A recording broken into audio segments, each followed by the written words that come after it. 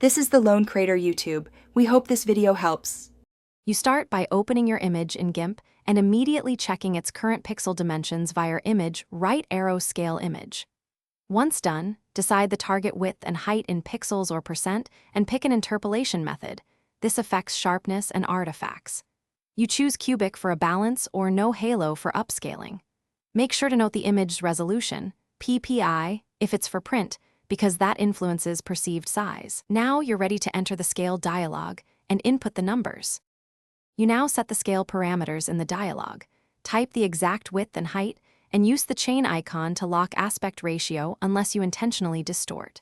Next, pick interpolation, cubic for general use, no halo or low halo to preserve detail when enlarging, or none for pixel art. Also check X and Y resolution. Set 72 ppi for web and 300 ppi for print. After reviewing values, press scale and watch Gimp process the change. This completes the recipe. You finish by inspecting the image at 100% zoom to catch artifacts or softness caused by interpolation.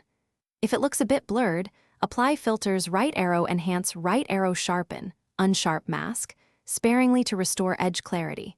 Adjust radius and amount while previewing. Then export via file right arrow export as, choosing JPEG or PNG and setting quality.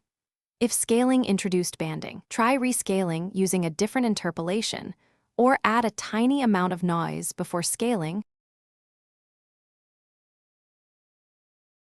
Thanks for watching. Consider subscribing if we helped you.